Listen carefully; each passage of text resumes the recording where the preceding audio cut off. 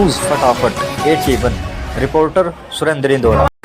Punjabi market Lakshman Singh Yadav इनका माला लेकर इनका स्वागत कराए, माला पहनाकर हमारे वार्ड के पार्षद सुरेश सैनी जी और उनकी टीम सभी से मेरा आग्रह है कि हमारे विधायक का किरण जोशी से स्वागत करें, अभिनंदन करें।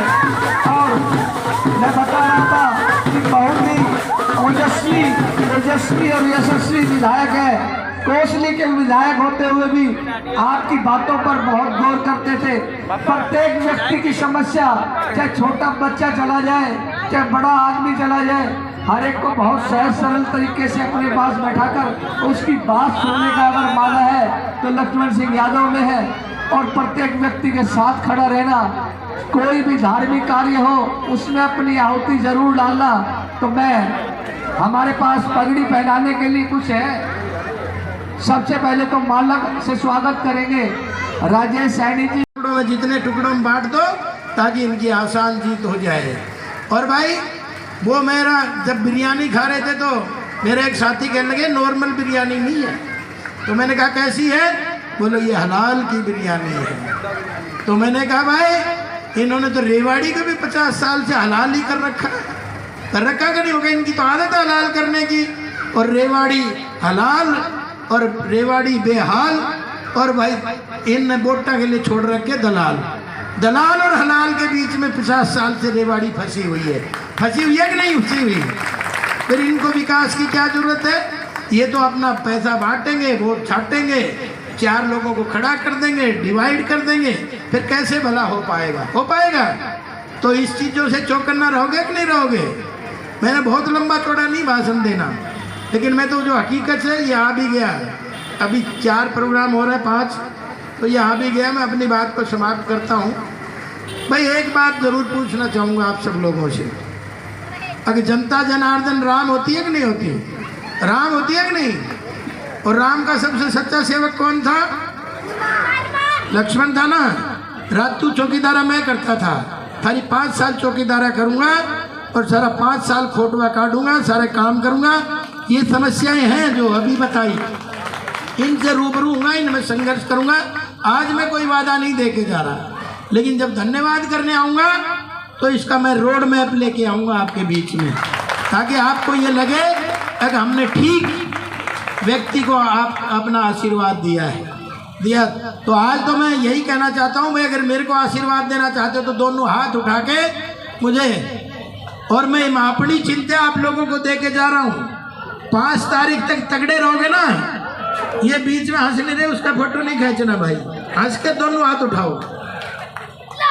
तो इसलिए इसी, और भाई जो सम्मान सूचक पगड़ी बांधी है, बांधने वाला इसकी कीमत जानता है, लेकिन बंधवाने वाला भी आपको वादा दे के जा रहा है। आपकी आन बान से पहले ही मुंह बंद कर दिया कि वादा कोई चलेगा नहीं। लेकिन मैं ये कहता हूँ अब वादे की कोई बात नहीं है, मेरे पैरों में घुंघरू बंधा दे तो फिर मेरी चाल देखना।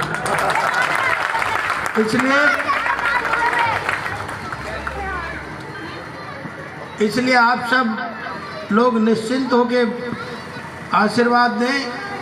समस्याएं अनेक हैं और 50 साल से एक ही परिवार का कब्जा यहाँ है, और 50 साल से वो बेबाक बोल रहे कि विकास नहीं हुआ।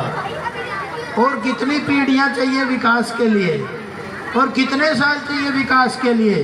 पता नहीं कौन सी बेशरम चक्की का आटा खाते हैं, ऐसे बयान भी दे देते हैं। हम तो 5 साल कोसली के रहे, हम तो अपना हिसाब किताब साथ लेके घूमते हैं। लेकिन इन 50 साल वालों से भी पूछ लो, अगर आज वोट तो मांग रहे हो, लेकिन ये जनता आपका हिसाब किताब भी देखना चाहती है कि नहीं चाहती है? और पानी की समस्या वाकई में ही है।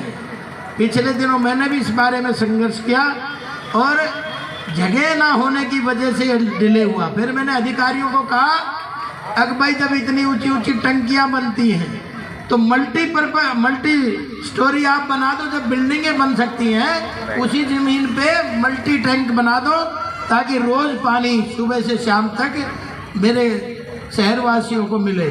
उसकी चिंता मैं कर रहा हूँ, आपको करने की ज़रूरत नहीं। लेकिन इतना आज कोई वादा दे के नहीं जा रहा, लेकिन ये ज़रूर है कि मैं इस सब चीज़ों से, आपकी समस्याओं से रूबरू हूँ। ऑलरेडी पता है, क्योंकि आप देख भी रहे होंगे। अगर हमने तो बिजली, पानी, सड़क, शिक्षा, चिकित्सा और सुरक्षा, इन 6 चीज़ों पे हमने वहाँ भी फोकस किया है और यहाँ भी उन 6 चीज़ों पे हम फोकस करने का काम करेंगे, ताकि आम आदमी की ये ज़रूरत है। लेकिन मैं उनसे पूछना चाहता हूँ, अगर भाई 50 साल से आपने लोगों की वोट तो ली, लेकिन अपने निजी स्वार्थ में उसका इस्तेमाल करा। आपने इनकी शक्ति का या तो अपने कॉलेज खोले, या अपने खेतों तक पानी ले गए, या भाई अपने रिश्तेदारों की सड़क पे मोड़, बाईपास जो एक्सीडेंटल है, और या नौकरी भी कभी दामाद को, कभी भतीजे को, कभी बुआ को, कभी मामा को, कभी फूफा को, नौकरी इससे बाहर निकली नहीं। लेकिन हमने इस 10 साल में बिना पर्ची, बिना खर्ची जिला रेवाड़ी के 6000 लोगों को नौकरी दी है। कितने लोगों को दी है? कोई माई का लाल ये कह दे कि हमने 5 पैसे दिए हैं। ये तो बंदर बांट करते थे, इससे बाहर इनके बातें आती थी। ये तो कोटा सिस्टम चला रखा था नौकरियों में, यानी शक्ति आपकी और दुरुपयोग ये कर रहे थे। लेकिन मैं वादा दे के जाता हूँ, आपकी दी हुई शक्ति कभी निजी स्वार्थ में नहीं लगाऊंगा, इस क्षेत्र की भलाई के लिए लगाऊंगा, इस क्षेत्र के विकास के लिए लगाऊंगा। ये वादा आज मैं आपके बीच में दे के जा रहा हूँ। मैं ये नहीं कहता कि मैं चांद तारे तोड़ लाऊंगा, ताजमहल बना दूंगा, लेकिन मैं इन सारी समस्याओं से जूझूंगा भी, लड़ूंगा भी और इसका समाधान भी ढूंढूंगा।